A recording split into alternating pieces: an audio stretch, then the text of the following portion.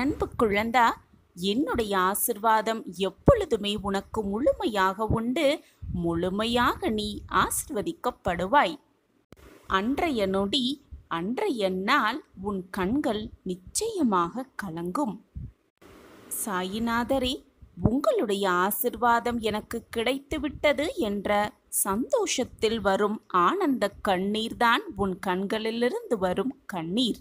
உனக்கு தேவையானது அனைத்தையும் நான் உனக்கு தருவதற்காகவே இருக்கிறேன். காலத்தின் கட்டாயம் நான் உன் தந்தையாக, உன் குருவாக, உன் தாயாக, அனைத்துமாக உன் அருகில் இருக்கிறேன் என்பதை மறந்துவிடாதே என் பிள்ளையே. அதே போல நீ என்னுடைய பிள்ளையாக, என்னுடைய குழந்தையாக, என்னுடைய பொக்கிஷமாக, என்னுடைய பக்தனாக கிடைத்தது நான் செய்த அதிர்ஷ்டமே. உன்னுடைய பாதையை நான் தான் வடிவமைத்து கொடுத்தேன். உன்னுடைய பாதையில் நீ நடப்பதற்கான உன்னுடைய அடியையும் நான் உனக்காக எடுத்து வைத்து கொண்டிருக்கிறேன். உன் பாதையில் எந்த தடங்கல்கள் வந்தாலும் நான் அதை தகர்த்து எறிந்து உனக்கு முன்பாக சென்று அனைத்தையும் உனக்கு சரி செய்து வைத்திருக்கிறேன் என்று மீண்டும் மீண்டும் சொல்லிக்கொண்டே இருக்கிறீர்களே. நான் வளர்ந்து விட்டேன், நான் சிறு குழந்தையல்ல. நான் என்னுடைய அடியை எடுத்து வைக்க வேண்டாமா? ஏன் எனக்கு முன்பாக சென்று அனைத்தையும் செய்கிறீர்களே என்று கேள்வியும் சில சமயம் என்னிடம் வந்து கேட்கிறாய். இந்த நிமிடம் உன் மனதில் என்னென்ன ஆசைகள் ஓடிக்கொண்டிருப்பது என்பதை சற்று சிந்தித்துப் பார். உன் மனதில் என்ன ஓட்டம் ஓடுகிறது என்பதை சற்று நிதானமாக சிந்தனை செய்து பார். நீ என்னதான் வளர்ந்தாலும், என்னதான் வெற்றியை அடைந்தாலும், கோபுரத்தின் உச்சியில் உட்கார்ந்திருந்தாலும் நீ எனக்கு குழந்தைதானே? அப்படி இருக்கும் பொழுது உனக்கான அத்தனை தேவைகளையும் பூர்த்தி செய்பவன் உன் தந்தையாகிய உன் சாயி தேவாதானே? உன் மனதை காயப்படுத்தி, உன்னை வேதனைப்படுத்தி, உன்னை துன்பம் அடைய வேண்டும் என்று நினைப்பவர்களை நான் பார்த்து கொள்கிறேன். காலம் அவர்களுக்கான நல்ல பதிலை கொடுக்கும். பொறுத்து கொண்டிரு. அவர்களை என்னிடம் விட்டுவிடு. நானே சர்வ அதிகாரி. சாயியே சர்வதம், சாயியே சத்தியம் என்று சொல்லும் என் பிள்ளையே, அனைத்தையும் என்னிடம் ஒப்படைத்துவிடு. என் காலடியில் சமர்ப்பித்துவிடு. ஆக வேண்டிய வேலையை பார்த்து கொண்டிரு. நடக்க வேண்டிய காரியத்தை நான் பார்த்து கொள்கிறேன். உனது வார்த்தைக்காகத்தான் உன் அப்பா காத்து கொண்டிருக்கிறேன். இனி அனைத்தையும் நான் செய்வேன். என்னிடம் உனக்கு வேண்டியது, நீ ஆசைப்படுவது அனைத்தையும் நீ சொல்லிதான் நான் புரிந்து கொள்ள வேண்டும் என்றில்லை. நீ மனதில் என்ன நினைத்து கொண்டிருக்கிறாய் என்பது நீ சொல்லாமலேயே உன் அப்பா அறிந்து கொள்வேன். ஆனாலும் உன்னுடைய நம்பிக்கையையும், உன்னுடைய அதீத நம்பிக்கையையும் என் மீது வைத்துவிட்டு உன்னுடைய வேலையை திறம்பட செய்து கொண்டே இரு என்று நான் சொல்கிறேனே தவிர, அனைத்தையும் என்னிடம் சொல்லிவிடு என்று நான் கூறவில்லை. நீ மனதில் நினைத்து கொண்டிருப்பதை நீ சொல்லாமலேயே அறிந்து கொண்டு அனைத்தையும் உனக்கு தகுந்த மாதிரி மாற்றியமைக்கும் வேலையை தான் நான் எப்பொழுதும் செய்து கொண்டே இருப்பேன். என்னை மீறி உன் வாழ்க்கையில் எந்த தவறும் நிகழாது. நிகழும்படி நான் விட்டுவிடவும் மாட்டேன். என் பார்வை எப்பொழுதும் உன் மீதுதான் இருக்கிறது. என்னுடைய பார்வையை மீறி எந்த தவறோ தீங்கோ உன்னை நெருங்கவே முடியாது. என்னை சர்வசாதாரணமாக நினைத்து விட்டாயா? சாத்தியம் இல்லாததை கூட சுலபமாக செய்து முடிக்கக்கூடிய வல்லமை உன் சாயப்பாவிடம் இருக்கிறது என்பதை நீ நம்புகிறாயா? நம்புகிறாய் என்றால் அனைத்தையும் என் காலடியில் வைத்துவிடு. நம்பவே முடியாத மாற்றத்தை உன் வாழ்வில் சர்வ நிச்சயமாக நீ காண்பாய். அதற்கு உன் சாயப்பா நானே சாட்சி. உன்னுடைய அம்மாவாக, உன்னுடைய அப்பாவாக என் கண்களுக்குள் வைத்து உன்னை நான் காப்பேன். உனக்கு தேவையான நேரத்தில், தேவையான சமயத்தில் நான் உனக்கு அனைத்தையும் செய்து முடிப்பேன். நீ என்னை பார்ப்பதற்கு முன்பாக நான் உன்னுடைய தேவைகள் அனைத்தையும் பார்த்து பார்த்து செய்து கொண்டே இருப்பேன். உன் வாழ்க்கைக்கு என்ன தேவை, எதை கொடுத்தால் நீ மகிழ்வாய் என்பது உன் சாயப்பாவிற்கு தெரியும் தானே? நான் உன் அருகிலேயே இருந்து கொண்டு உனக்கு தேவையான அனைத்தையும் செய்து கொண்டே இருப்பேன் என்பதை மட்டும் எந்த நொடியும் மறந்து விடாதே, மறுத்தும் விடாதே. நான் உன்னை சரியான பாதையில் வழி நடத்துவேன். நீ தினமுமே என்னை நினைத்து கொண்டிருக்கும் பொழுது, அனைத்துமாக உன் சாயப்பாவை நினைத்து கொண்டிருக்கும் பொழுது, சாயியே சர்வதம், சாயியே சத்தியம் என்று சாயியை எப்பொழுதும் நினைத்து கொண்டிருக்கும் பொழுது, நான் என் பிள்ளை மீது எப்படி கோபப்படுவேன்? என் பிள்ளைக்கு தேவையானதை வணங்காமல் நான் இப்படி விட்டு விடுவேன்?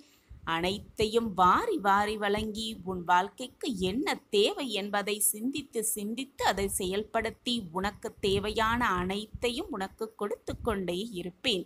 உன் சாயப்பா இருக்கும் பொழுது நீ கவலைப்பட வேண்டிய அவசியமே இல்லை. சாயப்பா இருக்க உனக்கு ஏன் மனக்கவலை? நீ எதையெல்லாம் செய்திருந்தாலும் அதை நீ உணர்ந்து கொள்ளும் சமயத்தில் நான் அனைத்தையும் மன்னித்து உன்னுடைய ஆசிர்வாதத்தை நான் உனக்கு வழங்குவேன். சகிப்புத்தன்மை இல்லையென்றால் உன்னுடைய நிலைமை மிகவும் கவலைக்கிடமாகிவிடும். இதை மட்டும் நினைவில் வைத்துக்கொண்டு சகித்து கொள்ள பழகிக்கொள். மகிழ்ச்சியாக வாழ்வதற்கு எப்பொழுதுமே என்னுடைய நாமத்தை உச்சரித்து கொண்டே இரு. இப்பொழுது உன் வாழ்க்கையில் ஒரு யுத்தம் நடந்து கொண்டிருக்கிறது. அந்த யுத்தத்தில் நீதான் ஜெயிக்கப் போகிறாய். நீ எதிர்நோக்கி காத்திருந்த செய்தி இதுதானே என் பிள்ளையே? அனைத்து தடைகளையும் தடங்கல்களையெல்லாம் மீறி நீதான் அந்த யுத்தத்தில் வெற்றி பெறப் போகிறாய். எப்படி வெல்லப் போகிறாய், எப்படி வென்று காட்டப் போகிறாய் என்பதை நான் சொல்லவா? இதுதானே நீ எதிர்பார்த்து கொண்டிருப்பது? உன் வாழ்க்கையில் உள்ள நிம்மதி, சந்தோஷம், மன நிறைவு, வெற்றி, தோல்வி என்று எல்லாமே கர்மா, விதி என்ற வார்த்தைக்குள் அடங்கி இருக்கிறது. அதை நீ அனுபவித்தே ஆக வேண்டும். அந்த கர்மாவிலிருந்து, அந்த விதியிலிருந்து யாருமே தப்பவே முடியாது. நான் எல்லையில்லாத துன்பத்தையும் வேதனைகளையும் சோதனைகளையும் பிரச்சனைகளையும் அனுபவித்து கொண்டுதான் வருகிறேன். பார்க்கக்கூடாததையெல்லாம் பார்த்து விட்டேன், கேட்கக்கூடாததையெல்லாம் கேட்டுவிட்டேன், நடக்கக்கூடாததெல்லாம் என் வாழ்வில் நிகழ்ந்து விட்டது. எப்பொழுதுதான் என் வாழ்க்கையில் மாற்றங்கள் வரும்? எப்பொழுதுதான் இந்த துயரமான வாழ்க்கையிலிருந்து என்னை மீட்டெடுப்பீர்கள் என்று என்னிடம் பல முறை நீ கேட்டும் இருக்கிறாய். உன் மனதில் என்ன ஓடுகிறது? நீ என்ன கேள்வியை என்னிடம் எழுப்பப் போகிறாய்? உன் மன ஓட்டத்தில் என்ன ஓட்டம் ஓடிக்கொண்டிருக்கிறது என்பதை உன் மனம் அறிவதற்கு முன்பே எனக்கு புரியும் என் குழந்தையே. இந்த உலகத்தில் உள்ள அனைவருமே பஞ்சபூதங்களின் அடிப்படையில்தான் இயங்கிக் கொண்டிருக்கிறார்கள். இந்த உலகமே இயங்கிக் கொண்டிருக்கிறது என்பது புரிந்து கொள். இந்த உலகத்தில் அனைத்திற்குமே ஒரு எல்லை இருக்கிறது. அனைத்திற்குமே இறைவன் ஒரு எல்லை வைத்திருக்கும் பொழுது அவரால் படைக்கப்பட்ட மனிதனுக்கு ஒரு எல்லை இருக்காதா? அந்த மனிதனில் உனக்கும் ஒரு எல்லை இருக்கத்தான் செய்யும். உன் கஷ்டங்களுக்கு ஒரு எல்லை இருக்கிறது. உன் துயரங்களுக்கு ஒரு எல்லை இருக்கிறது. உன்னுடைய மனவேதனைகளுக்கு ஒரு முடிவு இருக்கிறது என்பதை தீர்க்கமாக நம்பு. அப்பொழுது உன் வாழ்க்கையில் எல்லாமே சுகமாகவே இருக்கும். எல்லையே இல்லாத இன்பமும் எல்லையே இல்லாத துன்பமும் இந்த உலகத்தில் ஒரு மிக பெரிய மாயை. இப்பொழுது நீ படும் கஷ்டங்களையும் போராடி கொண்டிருக்கும் உன்னுடைய மனநிலையையும் வேதனைப்பட்டு கொண்டிருக்கும் உன் மனதையும் நான் அறிந்து கொண்டுதான் இருக்கிறேன். உன் மன என்ன ஓட்டங்களில் என்ன ஓடிக்கொண்டிருக்கிறது என்பதும் எனக்கு தெரியும் குழந்தையே. ஆனால் உனக்கான நேரம் வரும்பொழுதுதான் எல்லாமே உனக்கு சாதகமாகவே அமையும். நீ நினைத்த வாழ்க்கையை வாழலாம். நீ கேட்டதை பெற்றுக்கொள்ளலாம். நீ விரும்பியதை ஏற்றுக்கொள்ளலாம். நீ ஆசைப்பட்டதை நிறைவேற்றிக் கொள்ளலாம். எல்லாம் அமைத்து கொள்ளலாம். ஆனால் உனக்கான நேரம் வரும் வரை பொறுமையாக காத்திரு. உனக்கான அந்த நல்ல நேரம் வந்துவிட்டது. இன்னும் சில மணி நாட்களே. நீ காத்திருந்த செய்தி இதுதானே? உன் மனதில் பல மாற்றங்கள் நிகழும். அந்த மாற்றம் நிகழும் பொழுது உன் மனதில் ஏற்படும் எண்ணங்களும் அது மட்டுமல்லாமல் நீ எடுக்கும் முயற்சிகள் எல்லாமே வெற்றி பெறும், உனக்கு சாதகமாகவே முடியும். உன்னிடம் இருந்து நான் எந்த பொருளை எடுத்துக்கொண்டாலும் அதைவிட பல மடங்கு, ரெட்டிப்பு மடங்கு உனக்கு அதற்கு ஈடான பொருளை கொடுப்பேன் என்பதை நான் பல முறை உன்னிடம் அறிவுறுத்தியிருக்கிறேன், கூறியும் இருக்கிறேன். அதற்கான பொறுப்பு என்னுடையது. வீணாக மனதை போட்டு குழப்பிக் கொள்ளாதே, கண்ணீரை வீணடிக்காதே. என் தங்கமே, அப்பா வார்த்தைகளின் மீது நம்பிக்கை வைத்து நம்பிக்கையோடு இரு, பொறுமையாக இரு, கவனமாக இரு, தெளிவாக இரு, நம்பிக்கையோடு இரு. அனைத்தும் உனக்கான நேரம் நிச்சயமாக எல்லாம் கூடி வரும். கூடி வரும் நேரத்தில் நீ சோர்ந்து போய் உட்கார்ந்திராமல் தைரியமாக, மகிழ்ச்சியோடு, ஆனந்தமாக அதை ஏற்றுக்கொள். அதற்கான சந்தர்ப்பம் வரும் வரை பொறுமையாக காத்திரு. அதற்கான சந்தர்ப்பம் வரும் பொழுது அதற்கான நேரத்தில் ஆயத்தமாகு. எல்லாம் உனக்கு சுபமாகவே முடியும். நான் இருக்கும் வரை ஏதாவது தவறாக நடக்கும்படி விட்டு விடுவேனா? நிச்சயமாக மாட்டேன் என் குழந்தையே. மனதிற்குள் அழுது கொண்டிருக்கும் என் பிள்ளைக்கு நிச்சயமாக ஒன்றை, மிகப்பெரிய பரிசை, பொக்கிஷத்தை தருவேன். இதுநாள் வரை உன்னை வேண்டாம் என்று தவிர்த்தவர்கள், வேண்டாம் என்று உதறி சென்றவர்கள் நீதான் வேண்டும் என தவிப்பார்கள். நீதான் வேண்டும் என்று உன்னிடம் ஓடி வருவார்கள். இது நடக்கும், நிச்சயமாக நடக்கும். நீ எதிர்பார்த்தது இதுதானே? உன்னை விட்டு பிரிந்து சென்றவர்கள் உன்னை தேடி வருவார்கள். உன்னவர் உன்னை தேடி வருவார், நிச்சயமாக வருவார். மனம் திருந்து. நீ எதிர்பார்த்த செய்தி இது. உறவுகளால் ஏமாந்து நிற்கிறாய். அந்த நிலைமைக்கு நான் வந்துவிட்டேனே சாயப்பா என்று என்னிடம் கேட்பாய். அதற்கு பதிலாக உன்னுடைய பிரிந்து போன உறவுகளெல்லாம் மனம் திருந்தி உன்னிடம் வந்து சேரும் நேரம் நெருங்கி இருக்கிறது கண்மணியே. இதுதானே நீ எதிர்பார்த்தாய்? நீ இதுநாள் வரை காத்திருந்து பொறுமையாக காத்திருந்ததால் நீ எதிர்நோக்கிய இடத்திலிருந்து ஒரு நல்ல தகவல் வரவிருக்கிறது குழந்தையே. இதற்குதானே நீ காத்திருந்தாய்? உன் மனதுக்கு பிடித்தமான ஒரு உறவு, புதிய உறவு, சகல சௌபாக்கியத்தோடு உன் இல்லம் தேடி வந்து கொண்டே இருக்கிறது கண்மணியே. இதற்காகத்தானே நீ காத்து கொண்டிருந்தாய்? உன்னுடைய கடன், பணப்பிரச்சனை, மனப்பிரச்சனை எல்லாம் தீர்ந்து செல்வம் சேரப்போகிறது. மகிழ்ச்சி உன் வாழ்வில் பொங்கப் போகிறது. ஆனந்தம் உன் வாழ்வில் நிறையப் போகிறது. உயர்ந்த செயல்களோடு நீ இணைந்து கொண்டால் நீ நினைப்பதற்கு மேலாக உன் வாழ்க்கையில் எல்லாம் உன்னை சூழ்ந்து வரும். கெட்ட நேரம், கெட்ட காலம், எல்லாம் கஷ்டமான சூழ்நிலை, வருவது எல்லாம் போராட்டமான வாழ்வு என்று வரும்போது நல்ல காலம், நல்ல நேரம், சந்தோஷமான சூழ்நிலை, சந்தோஷமான மனநிலை என்ற காலம் வராமலா போய்விடும்? சற்று சிந்தித்துப்பார். மாற்றம் மாறிக்கொண்டேதான் இருக்கும். அப்படி இருக்கும் பொழுது கஷ்டம் மட்டும் நிரந்தரமாக உன்னிடமே இருந்து விடுமா? அல்லது கெட்ட நேரம் மட்டும் உன்னிடமே அப்படியே இருந்து விடுமா? வாழ்க்கை சக்கரத்தில் எல்லாம் சுழன்று கொண்டுதான் இருக்கும். வாழ்க்கையில் மாற்றம் நிகழ்ந்து கொண்டேதான் இருக்கும். சிலவற்றுக்கு காலம் பதில் சொல்லும். அதுவரை காத்து கொண்டிரு. காத்திரு, பொறுமையாக காத்திரு. அனைத்திற்கும் காலம் அதற்கான தக்க பதிலை கொடுக்கும் என்ற நம்பிக்கையோடு காத்திரு. நீ எதிர்பார்த்தது எல்லாம் உனக்கு நீ எதிர்பாராத நேரத்தில் உனக்கு நடத்தி வைக்க நான் உனக்கு உறுதுணையாக எப்பொழுதும் இருந்து கொண்டே இருப்பேன் என்பதை மட்டும் எந்த நொடியும் மறந்து விடாதே, மறுத்தும் விடாதே. உன் சாயப்பா உனக்கு என்ன தேவை? எதை கொடுத்தால் நீ மகிழ்வாய்? எதை கொடுத்தால் உன் முகத்தில் ஆனந்த கண்ணீர் வரும் என்பது எனக்கு நன்றாகவே தெரியும். எனவே நீ எதை நினைத்தும் பயப்பட வேண்டிய அவசியமே இல்லை. ஒன்றை நன்றாக புரிந்து கொள் என் பிள்ளையே. தவறு செய்பவர்களை திருத்தி விடலாம், ஆனால் அதை நியாயப்படுத்துபவர்களை ஒருபோதும் திருத்தவே முடியாது. தவறு செய்துவிட்டு அதற்காகத்தான் நான் இந்த தவறை செய்தேன், இல்லையென்றால் நான் தவறு செய்திருக்கவே மாட்டேன் என்று நியாயப்படுத்துபவர்களை ஒருபோதும் நம்பிவிடாதே. அவர்கள் திருந்தவே மாட்டார்கள். சரியாக வாழ கற்றுக் கொடுக்கின்ற ஒவ்வொரு வழியும் மிகப்பெரிய ஆசானாகவே இருக்கக்கூடும்.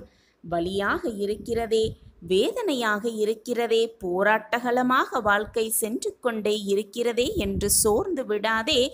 அதுதான் உனக்கு மிகப்பெரிய ஆசானாகவே இருக்கும். வாழ்க்கையை பற்றி புரிந்து கொள்ள, உன் வாழ்க்கை என்றால் என்ன என்பதை அறிந்து கொள்ள அனைத்திற்குமாக உனக்கு தகுந்த ஆசானாகவே இருக்கும் அந்த போராட்டமான வழியும் வேதனையான சூழ்நிலையும். ஒன்றை நன்றாக புரிந்து கொள். நீ கொடுத்தது உண்மையான அன்பென்றால், கொடுத்தது உண்மையான அன்பாக இருக்கும் பட்சத்தில் விலகி சென்றாலும் கூட அது நம்மை நல்வழிப்படுத்துவதற்காகத்தான் விலகி சென்றிருக்கிறது என்பது உனக்கு புரியும். நிச்சயமாக உனக்கு புரியும். என் அன்பு பிள்ளையே, உன்னை சுற்றி இருப்பவர்கள் என்ன நினைக்கிறார்கள் என்று கவலையே படாதே. இந்த உலகம் உன்னை என்ன நினைக்கும் என்று வருத்தப்பட வேண்டிய அவசியமே இல்லை. உன்னுடைய மனம், உன்னுடைய உள்ளம் என்ன நினைக்கிறது என்பதுதான் வாழ்க்கையில் நீ வெற்றியடைவதற்கான சூட்சும ரகசியமாகவே இருக்கும்.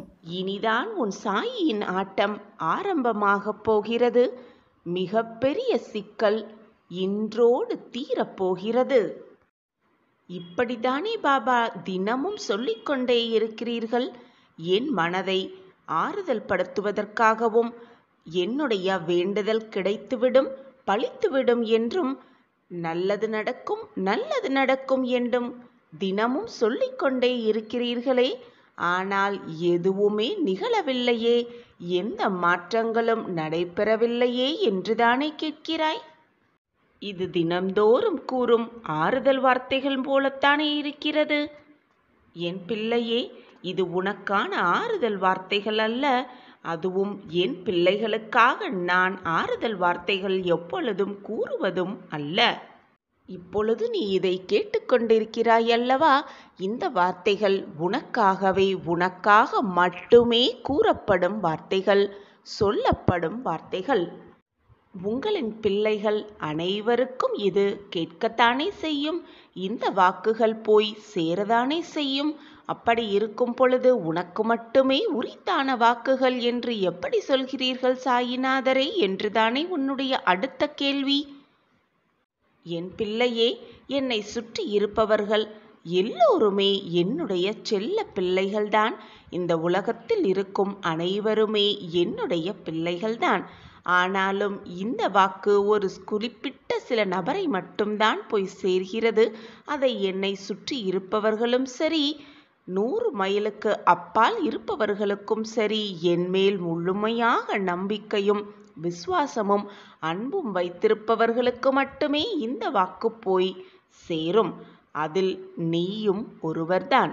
இது உனக்கு மட்டுமே சொன்ன வார்த்தைகள், உனக்கு மட்டுமே பலிக்கப் போகும் வார்த்தைகள்.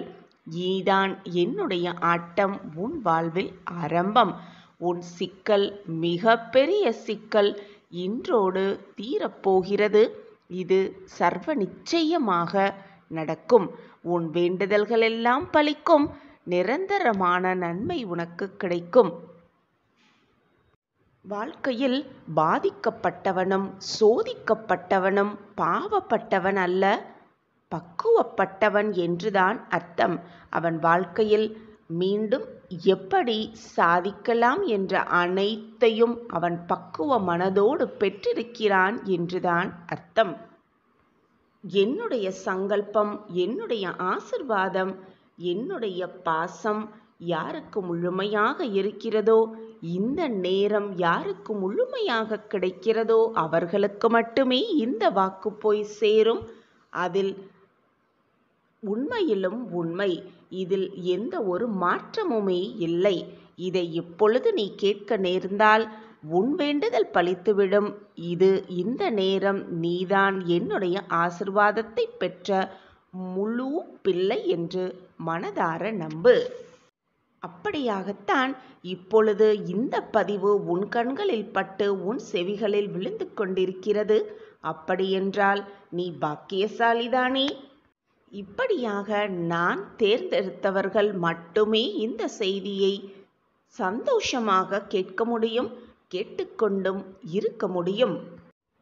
நல்லது நடக்கும், கேட்டது கிடைக்கும், வேண்டுதல் பலிக்கும், உன் கர்மாக்கள் முடிந்துவிட்டது என்று சொல்வது சாதாரணமான வாக்கு அல்ல. யார் யாருக்கு கர்மாக்கள் குறைக்கப்பட்டு நல்லது நடக்கும் தருவாயில் இருக்கிறார்களோ அவர்களுக்கு மட்டுமே என்னுடைய இந்த சத்திய வாக்கு செவிகளில் போய் சேரும். இனிதான் என்னுடைய ஆட்டம் ஆரம்பம். இனி நீயே அதிசயிக்கும் வண்ணம் உன் வாழ்வில் எல்லாமே நல்லதாகவே நடக்கப் போகிறது. நம் வாழ்க்கையிலா இதுவெல்லாம் நடக்கிறது என்று நீயே ஆச்சரியப்படும் அளவிற்கு பல நல்ல திருப்பங்களும் நல்ல மாற்றங்களும் நிகழ்ந்து கொண்டுதான் இருக்கப் போகிறது. இனி உன் வாழ்வில் எப்பொழுதும் சந்தோஷமாக நீ வாழத்தான் போகிறாய்.